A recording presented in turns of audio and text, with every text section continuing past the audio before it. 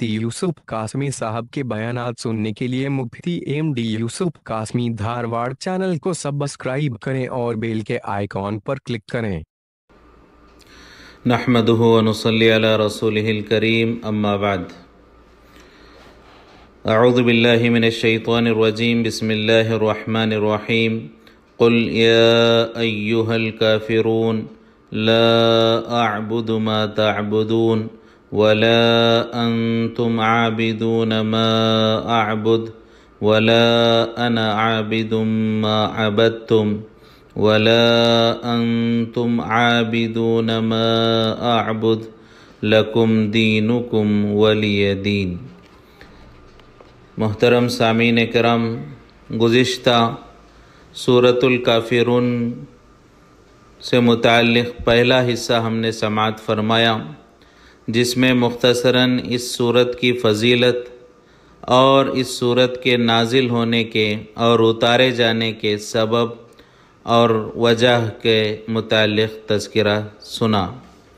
जिसमें ये बात आई कि कुफ़ार ने आकर हुज़ूर पाक सल्लल्लाहु अलैहि वसल्लम से पेशकश की, मुतालबात रखे कि हमारी जानिब से ये तक़ाज़ा है कि आप अपने खुदा की इबादत करें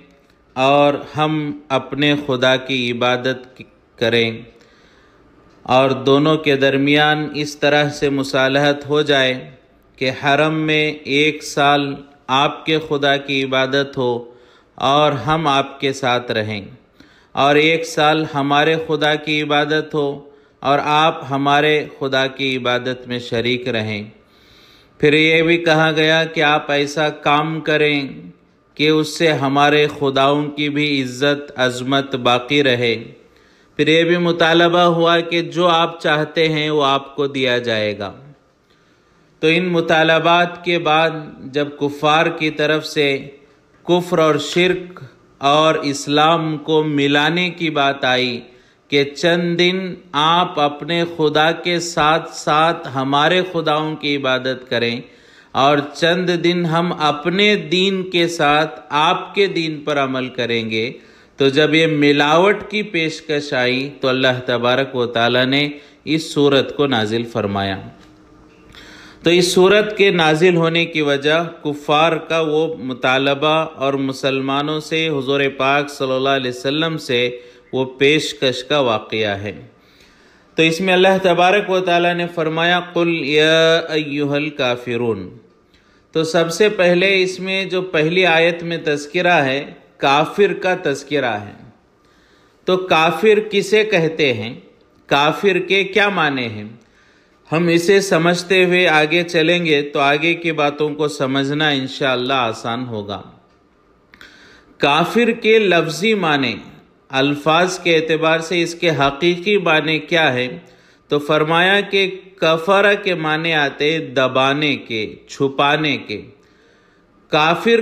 और गोया के कहते हैं दबाने वाला, छुपाने वाला। कफर के माने दबाना, छुपाना, इसीलिए कफ़ारा कहा जाता है। किसी गुनाह के बाद, किसी नेकी के छूटने के बाद, किसी गलती के बाद जो कफ़ारा दिया जाता है, उसको कफ़ारा कहने की वजह यह है कि वो कफ़ारा गुनाहों को छुपा देता है, गुनाहों के बोझ को दबा देता है, हल्का कर देता है। तो इसके माने हैं दबाने के, छुपाने के। तो कफ़ारा के माने हैं दबाना, छुपाना। इसी वजह से कफ़ारा कहा जाता है, इसलिए कि उससे गुनाह दब जाते हैं, छुप जाते हैं। इसके मुकाबिल में जो लफ्ज़ आता है वो शुक्र आता है। कुफ्र जो है शुक्र के मुकाबले में आता है,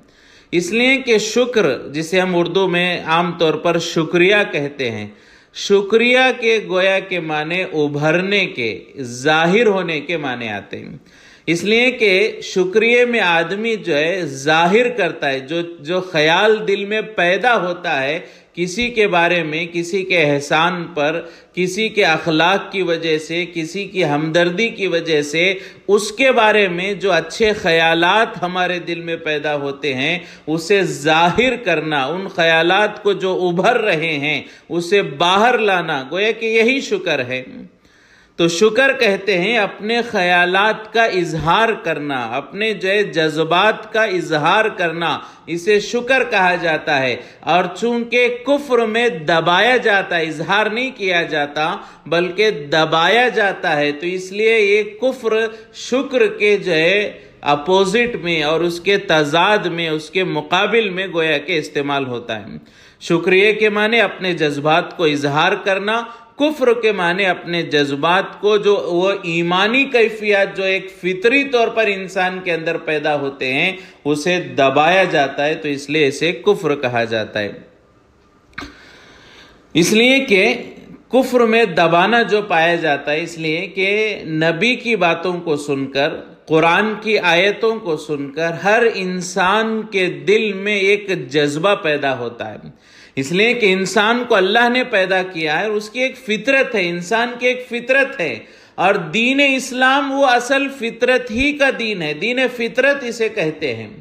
جو انسان کا مزاج ہے، انسان کی طبیعت ہے، اسی کے اعتبار سے دین اسلام ہے۔ دین میں جو احکامات ہیں وہ انسان کی فطرت کے مطابق ہیں، اور دین اسلام میں جن چیزوں سے روکا گیا ہے وہ انسان کی فطرت کے اعتبار سے منع ہے، انسان کو اس سے نقصان پہنچے گا، جسمانی اعتبار سے، روحانی اعتبار سے، جن چیزوں سے انسان کی فطرت کو تکلیف ہوتی ہے انہی چیزوں سے دین اسلام میں روکا گیا ہے۔ تو گویا کہ دین اسلام وہ فطری دین ہے۔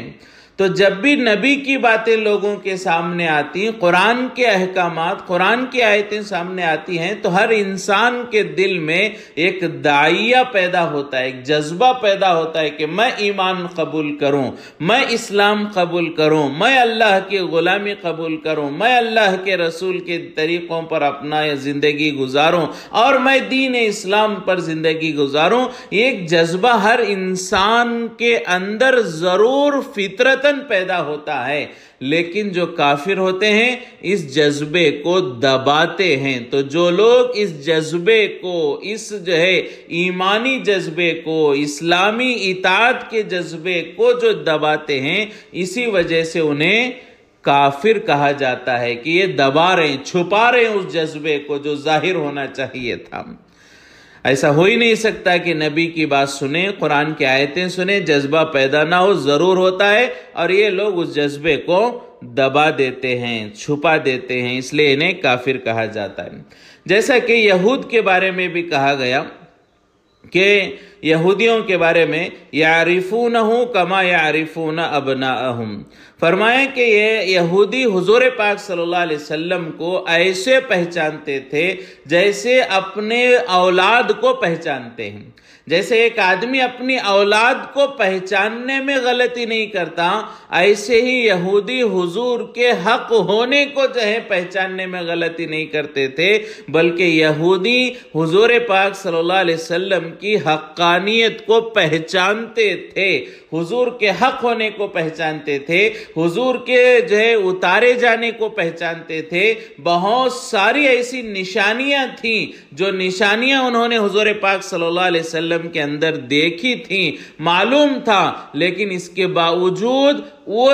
حق کو دباتے تھے، چھپاتے تھے، اسی لیے انہیں کفار کہا جاتا ہے، کافر کہا جاتا ہے۔ وہ ایمان کو دباتے اور حضور کی حق کو اور حضور کے رسالت کو دبایا اور چھپایا کرتے تھے، حالانکہ وہ جانتے تھے کہ یہ حق ہے۔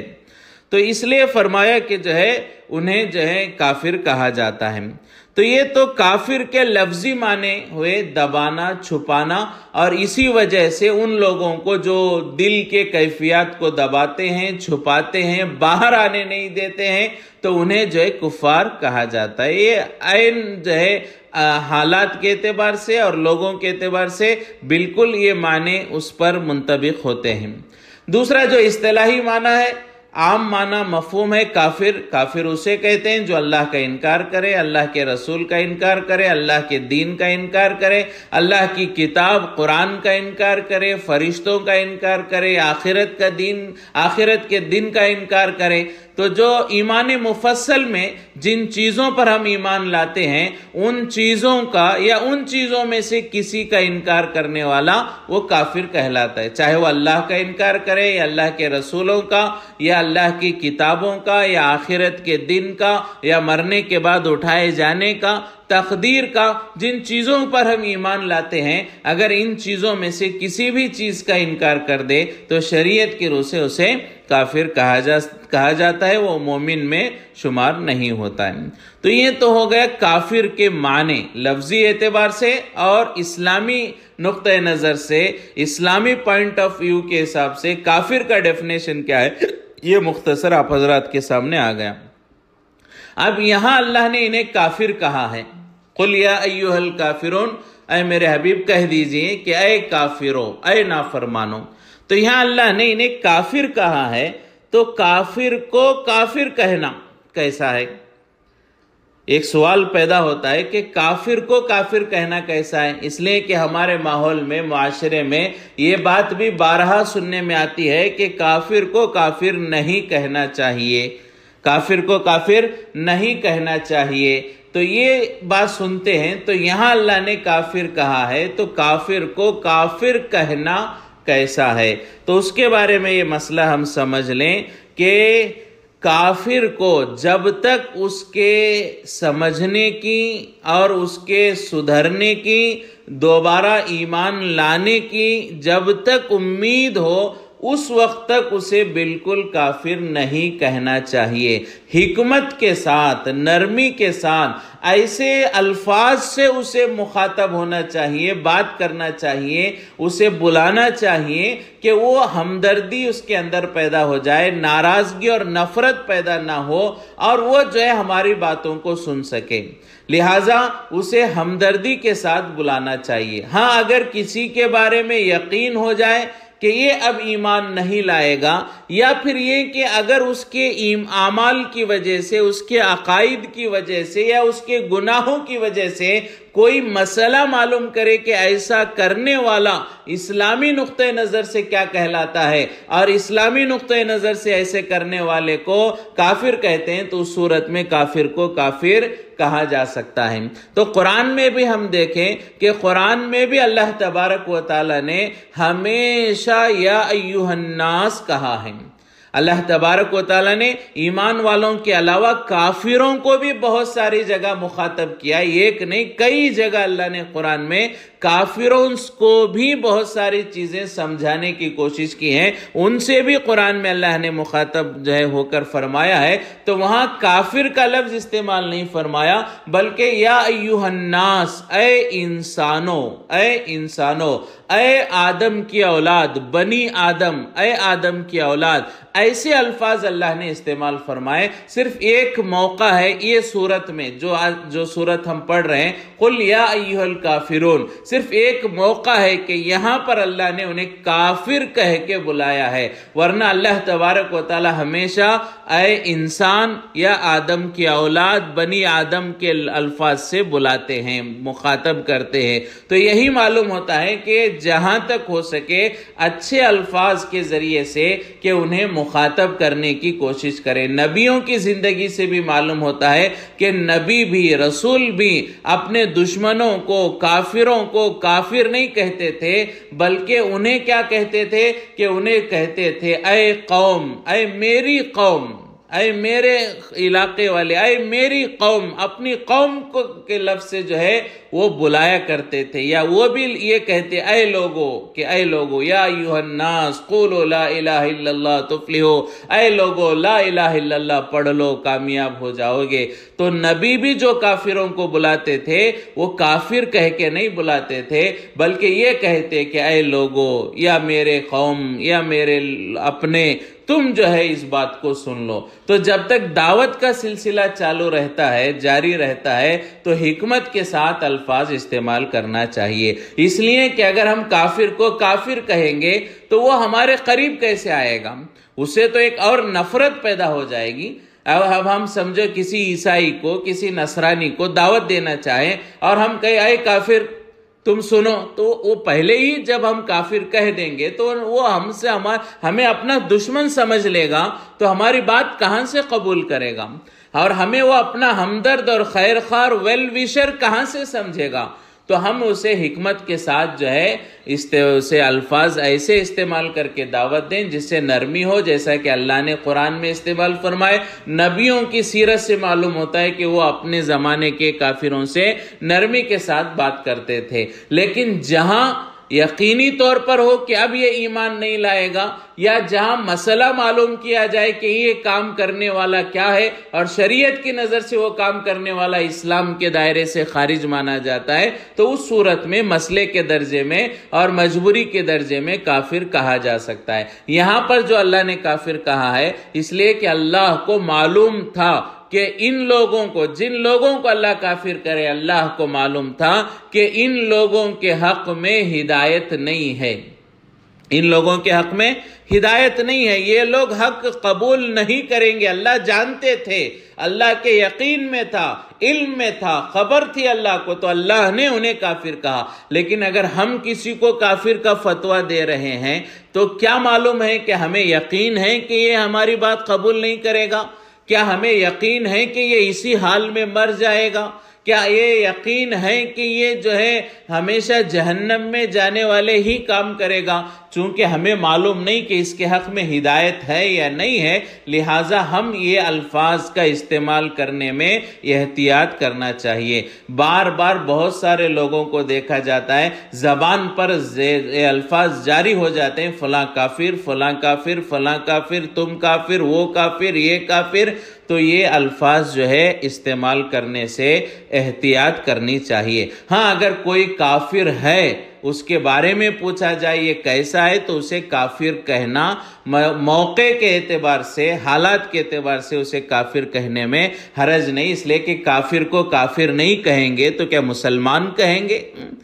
جو آدمی شرک کر رہا ہے، جو اللہ کا انکار کر رہا ہے اور جو اللہ کے رسول کا انکار کرتا ہے، آخرت کا انکار کرتا ہے اور تقدیر کا انکار کرتا ہے، اگر ایسے شخص کے بارے میں مسئلہ پوچھیں یہ ایسا کہنے والا کیا ہے، تو کیا ہم اسے کافر نہ کہیں گے تو کیا مسلمان کہیں گے؟ یقینی بات ہے اسے کافر ہی کہنا پڑے گا۔ لیکن اس کا مطلب یہ نہیں کہ ہم کافر کافر کہتے پھریں، بلکہ دعوت کے نقطہ نظر سے یہ کوشش ہونی چاہیے کہ حکمت کے ساتھ کافروں کو بھی قریب کیا جائے، اور جہاں مسئلے کے درجے میں ہو یا حتمی طور پر ہو کہ جو ہے یہ اب ایمان قبول کرنے والا نہیں ہے، تو اسے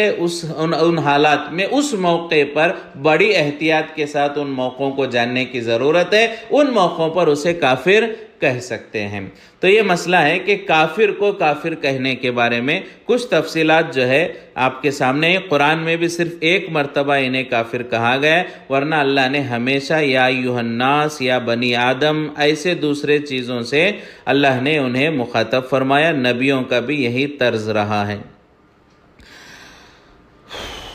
تیسری چیز فرمایا یہاں پر کافر کہنے کی وجہ کیا ہے؟ جیسا کہ کہا گیا اللہ نے اس سے پہلے کہیں کافر نہیں کہا تھا، اللہ نے دوسرے مقامات پر کافر نہیں کہا، اللہ نے وہاں پر بنی آدم وغیرہ کے الفاظ استعمال فرمائے، تو یہاں کافر کہنے کی وجہ کیا ہے؟ تو اس کو سمجھنے کے لیے کچھ تفصیل ہم سمجھیں کہ کافروں نے، مکے والوں نے، مکے کے کفار نے جو حضور پاک صلی اللہ علیہ وسلم کی مخالفت کی ہے اس کے کچھ الگ الگ انداز ہیں۔ جب حضور پاک صلی اللہ علیہ وسلم شروع میں اس نبوت کی ذمہ داری کو، توحید کو، دین کو، اسلام کو لے کر کھڑے ہوئے تو مکے والوں نے مخالفت کی۔ انداز کیا تھا؟ استہزاء تھا۔ انداز کیا تھا؟ استہزاء، مذاق اڑانا، حضور پاک صلی اللہ علیہ وسلم کا مذاق اڑانا، حضور کو طعنے دینا، حضور کو پاگل کہنا، مجنون کہنا، اور جو ہے حضور کو برا بلا کہنا۔ تو مکے والوں نے جو حضور کی مخالفت کی ہے اس کا پہلا درجہ ہے مذاق اڑانا۔ حضور کا مذاق اڑایا گیا، حضور کو برا بلا کہا گیا، حضور کو باتوں کے ذریعے، جملوں کے ذریعے، سینٹنس کے ذریعے وربل حضور پاک صلی اللہ علیہ وسلم کو ہراسمنٹ کیا گیا، وربل ہراسمنٹ کیا گیا، بہت بری باتیں ایسی کہی گئی جس سے آپ صلی اللہ علیہ وسلم کے جذبات کو کافی ٹھیس پہنچی اور آپ صلی اللہ علیہ وسلم کو غم ہوتا تھا۔ تو یہ پہلا سٹیج تھا، اس لیے کہ مکے والے دیکھ رہے تھے کہ پورے مکے میں کفر ہے، پورے مکے میں ایک محمد ہے جو ایمان کی بات لے کر کھڑا ہوا ہے، اور اس کے گھر والے یا اس کے خاص جو ہے دوست وغیرہ ہیں، جو چند لوگ ہیں جو اس کی بات مانے ہوئے ہیں، باقی پورا مکہ تو ہمارے ساتھ ہے۔ تو وہ مذاق اڑاتے تھے، استہزاء کرتے، طنز طعنہ کستے تھے۔ یہ پہلا درجہ، پہلا سٹیج تھا مکے والوں کی مخالفت کا۔ پھر دوسرا سٹیج آیا کہ جو ہے حضور کے ساتھ کچھ لوگوں کی تعداد بڑھنے لگی، حضور پاک صلی اللہ علیہ وسلم کے ساتھ آپ کی بات ماننے والوں کی تعداد بڑھنے لگی۔ ایک دوسرا سٹیج آیا، مسلمانوں کی تعداد میں اضافہ ہونے لگا۔ تو اب مکے والوں نے کیا کیا کہ اب تک تو حضور کو باتوں کے ذریعے ستایا کرتے، پریشان کرتے، تکلیف دیتے، وربل ہراسمنٹ ہوتا، لیکن اب کیا ہونے لگا کہ اب یہ ہونے لگا کہ حضور سے زیادہ حضور کے ساتھیوں پر فزیکلی ہراسمنٹ ہونے لگا، جسمانی تکلیف دینے لگے۔ حضرت بلال رضی اللہ تعالیٰ عنہ کے واقعات ہمارے سامنے ہیں۔ حضرت بلال رضی اللہ تعالیٰ عنہ کو گھسیٹا گیا، خباب رضی اللہ تعالیٰ عنہ کے ساتھ جو حالات آئے، حضرت سمیہ رضی اللہ تعالیٰ عنہ کو چیرا گیا۔ تو یہ دوسرا سٹیج تھا کہ جب دیکھا مکے والوں نے کہ مسلمانوں کی تعداد میں ایک اضافہ ہو گیا ہے، کچھ لوگ مسلمانوں کی تعداد میں جو ہے مسلمان بن گئے ہیں، تو اب انہوں نے حضور سے زیادہ حضور کے ساتھیوں پر، حضور پاک صلی اللہ علیہ وسلم پر بھی کچھ حالات جو ہے آئے، اس لیے کہ وہ اللہ کے رسول پاک صلی اللہ علیہ وسلم قریش کے ایک بڑے خاندان سے تعلق رکھتے تھے، ایک عظمت تھی، ایک مقام تھا ان کا جو ہے پورے مکے میں اور اطراف میں، لہٰذا انہیں فزیکلی اتنا زیادہ جو ہے ہراسمنٹ کرنا مکے والوں کو دقت ہو رہی تھی کہ حضور کو پریشان کریں گے تو بہت زیادہ حالات ہمارے اوپر آئیں گے، تو حضور کو جو ہے فزیکلی تکلیف دینے میں، جسمانی تکلیف دینے میں وہ تھوڑا ڈرا کرتے تھے، ہچکچاتے تھے، تو انہوں نے حضور سے زیادہ صحابہ کو ٹارگٹ کیا، حضور کے ماننے والوں کو ٹارگٹ کیا اور صحابہ کو تکلیفیں دینے لگے، مارنے لگے، پیٹنے لگے، کوڑے برسائے گئے، بہت سارے حالات جو ہے صحابہ پر آئے۔ تو یہ دوسرا سٹیج تھا کہ حضور کے ساتھ صحابہ کو تکلیف دینے لگے، اس لیے کہ وہ جانتے تھے کہ یہ جو کمزور ہیں، یہ جو ہے غلام ہیں، ایسے لوگ ہیں، اگر انہیں تکلیف دیں گے تو یہ جو ہے اسلام چھوڑ کر واپس ہمارے پاس، ہمارے جو ہے غلامی میں اور پرانے باپ دادا کے دین کی طرف لوٹ جائیں گے، ان کی سوچ تھی۔ دوسرا سٹیج، لیکن وہ مضبوط تھے، مکے کے مسلمان وہ مضبوط تھے، وہ مکے کے کفار کے ان ظالموں سے، ان کے ظلم سے، اس مار سے، اس پیٹ سے، ان عذابات سے، ان تکلیفوں سے نہیں گھبرائے، مرنے کے لیے تیار ہو گئے لیکن اسلام چھوڑنے کے لیے تیار نہیں ہوئے۔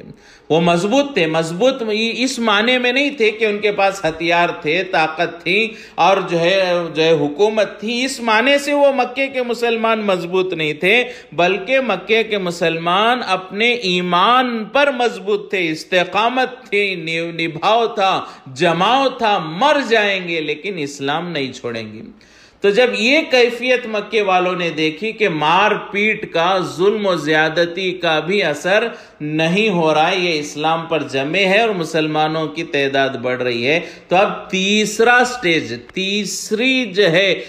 ترتیب مکے والوں نے جو یہ بنائی ہے کہ اب کیا کریں، نہ حضور کو تکلیف دے کر فائدہ ہو رہا ہے، نہ ساتھیوں کو تکلیف دے کر فائدہ ہو رہا ہے، اب یہ کام کرتے ہیں کہ درمیانی راستہ نکالتے ہیں، ایک پیشکش کرتے ہیں۔ اب ظاہر بات ہے کہ حضور پاک صلی اللہ علیہ وسلم ایک لیڈر تھے، ایک ذمہ دار تھے، ایک رہنما تھے، اور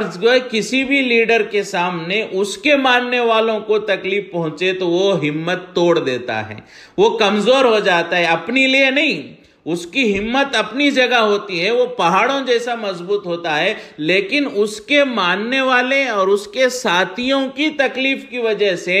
بڑے بڑے لیڈر جو ہے گھبرا جاتے ہیں اور کمپرومائز اور مصالحت اور پیشکش کو مان کر ایک سیکولر درمیانی راستہ نکالنے پر آمادہ ہو جاتے ہیں۔ تو مکے والوں نے یہی سوچا کہ اب یہ راستہ کام آئے گا کہ اب جو ہے صحابہ کی تکلیف حضور سے دیکھی نہیں جائے گی، کچھ ایسا جو ہے پیشکش کریں کہ اب حضور ہماری بات کو مان لیں اور یہ ان کی جو ہے محنت یہیں پر رک جائے اور دن بدن جو مسلمانوں کی تعداد میں اضافہ ہو رہا ہے وہ سٹیبل ہو جائے، وہ رک جائے، وہ آگے نہ بڑھے، کوئی درمیانی راستہ نکالتے ہیں۔ لہٰذا تیسری جو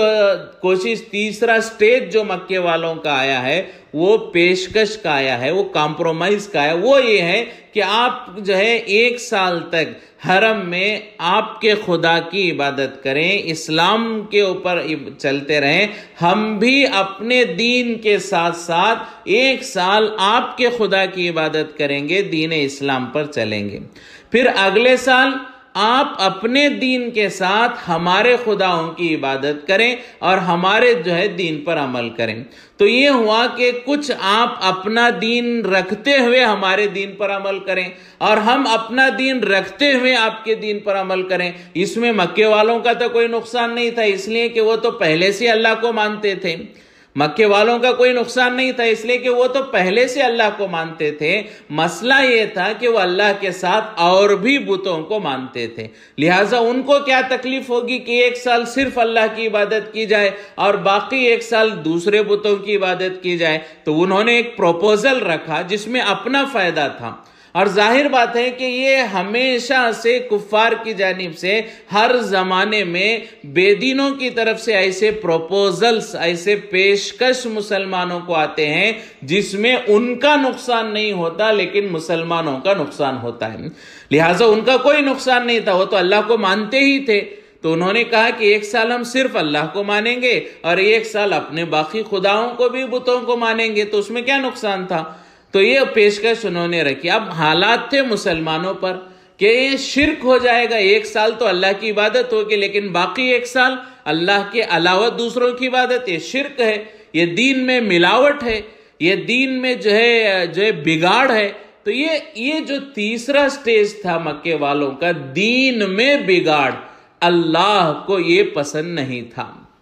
اور اللہ اسے برداشت نہیں کر سکتے تھے، اس لیے اللہ نے اب تک، جب تک حضور پاک صلی اللہ علیہ وسلم پر حالات آئے، اللہ نے کافروں پر شدت کا اظہار نہیں کیا۔ صحابہ پر حالات آئے، اللہ نے شدت سے ان کی مخالفت نہیں کی، لیکن جب کافروں نے دین میں ملاوٹ اور دین میں بگاڑ کی سوچی، اللہ نے شدت اختیار فرمائی، ایھا الکافرون، تم کافر ہو۔ اب تک یا ایھا الناس کے ذریعے بات چل رہی تھی، اے بنی آدم کے ذریعے بات چل رہی تھی، یا عبادی کے ذریعے بات چل رہی تھی، کہا جا رہا تھا اے لوگو، اے آدم کے اولاد، اے میرے بندو، لیکن جب مسئلہ دین میں ملاوٹ کا آئے گا یہ بات قابل برداشت نہیں ہوگی، یہ بات برداشت کے باہر ہے۔ نبی پر، ہر نبی پر حالات آئے لیکن اللہ نے گوارا کیا۔ یہاں پر یہ بات بھی سمجھ لیں، بعض حضرات سمجھتے ہیں کہ نبیوں کو پریشانی میں دیکھنا اللہ کو پسند تھا لیکن دین مٹنا پسند نہیں تھا، یہ بات کہتے ہیں بہت سارے لوگ۔ نبیوں کو پریشانی میں دیکھنا پسند تھا، دین مٹنا پسند نہیں تھا، ایسا نہیں ہے۔ اللہ کو نبیوں کو پریشانی میں دیکھنا پسند نہیں تھا، اللہ نے برداشت کیا، نبیوں کی قربانیوں کو اللہ نے برداشت کیا، نبیوں کی تکلیفوں کو اللہ نے برداشت کیا، پسند نہیں کیا، برداشت کیا، تاکہ دین غالب ہو جائے اور لوگ جہنم سے بچ کر اللہ کے بندے جنت میں جانے والے بن جائیں۔ تو ایک غلط فہمی یہ ہوتی ہے اللہ کو پسند تھا کہ نبی پریشان ہو، تو پسند نہیں تھا بلکہ اللہ نے برداشت کیا تاکہ انسان جہنم سے بچ کر جنت میں چلے جائیں۔ تو بہرحال تو حضور پر حالات آئے، صحابہ پر حالات آئے، اللہ نے ایک جو ہے نرمی کا انداز ان اللہ کے نافرمانوں کے ساتھ اختیار کیا، لیکن جب حالات دین پر آئے اور یہ کہا کہ جو ہے اب جو ہے دین میں ملاوٹ ہوگی تمہارے خدا کے ساتھ، ہمارے خدا کی عبادت بھی ہونی چاہیے، تو اللہ تبارک و تعالی نے فرمایا کہ ایسا نہیں ہوگا۔ اب اللہ نے کہا اے کافرو، تو اتنی شدت جو اللہ نے اختیار کی ہے اور شدت کا اظہار کیا ہے وہ دین میں ملاوٹ کی وجہ سے، اور دین میں ملاوٹ کی بالکل گنجائش نہیں ہے کہ دین یہ ہے کہ کفر ہے تو اسلام نہیں ہے، اسلام ہے تو کفر نہیں ہے، دونوں چیزیں ایک ساتھ نہیں ہو سکتی ہیں۔ تو آج کل یہ چیزیں ہو رہی ہیں، ایک اہم مضمون ہے جو اس سے متعلق ہے، انشاءاللہ آئندہ کل ان آیتوں کے ترجمے کے ساتھ اس مضمون کو سمجھیں گے، اس لیے کہ یہ سورت کی جو آیتیں ہیں بہت آسان ہیں، ترجمہ بھی بہت آسان ہے، بلکہ آسان ہونے کے ساتھ ساتھ ریپیٹ بھی ہیں، ایک ہی بات کو 2 مرتبہ دہرایا گیا ہے، تو انشاءاللہ اس کے ترجمے کو سمجھنے میں ہمیں زیادہ دیر نہیں لگے گی۔ انشاءاللہ اگلے حصے میں ترجمے کے ساتھ جو ہے دین میں ملاوٹ کتنی اللہ کو ناپسند ہے اس سے متعلق چند اہم باتیں عرض کر کے یہ سورۃ الکافرون کے خلاصے کو ختم کرنے کی کوشش کی جائے گی، اس لیے کہ تیسرا اور آخری عشرہ شروع ہو چکا ہے اور ابھی جو ہے ہمارے جو ہے تقریباً 5ویں سورت کا جو ہے یہ خلاصہ چل رہا ہے۔ ابھی ہمیں اس کے بعد جو ہے سورہ ناس تک انشاءاللہ ہو سکے دعا کریں کہ اللہ ایسے حالات پیدا فرمائے۔ کوشش تو یہی ہے کہ رمضان ہی میں سورہ ناس تک کے ہم تفسیر اور خلاصے کو مکمل کر لیں، اللہ اپنی مدد شامل حال فرمائے۔ تو یہ دوسرا حصہ تھا کافرون کا، آئندہ انشاءاللہ تیسرا حصہ کل اس کا ہم سنیں گے، اور تیسرا انشاءاللہ ہو سکتا ہے کہ آخری حصہ ہو جائے، اس لیے کہ اس کے الفاظ میں بہت زیادہ کوئی پیچیدگی نہیں ہے، ترجمہ بھی بہت آسان ہے۔ اللہ ہم سب کو شرک سے بچائے، توحید پر عمل کی توفیق نصیب فرمائے۔ وآخر دعوانا الحمدللہ رب العالمین۔